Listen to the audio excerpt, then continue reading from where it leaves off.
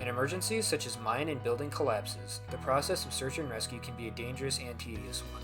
Low visibility and hazardous conditions can prove just as dangerous to the rescuers as the actual event.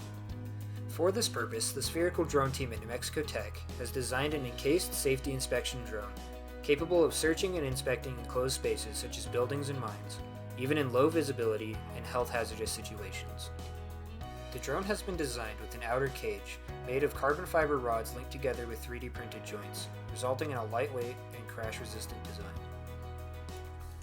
This cage is mounted to the drone with a clamp and spring design which allows for rigidity and stability in flight, while also decreasing the likelihood of damage to the drone in the event of a crash. The drone itself consists of a quadcopter design, with a large outer ring that the cage mounts to. The body of the drone is constructed from carbon fiber to reduce weight. 4 LiDAR sensors placed around this ring allow for range-finding data to be transmitted back to the user. A small fluorothermal camera allows for the drone to have a live thermal imaging feed to search for warm bodies in pitch darkness. If you would like to learn more, please visit the Student Research Symposium on April 22nd and look for the Spherical Drone Team poster. Thank you for watching.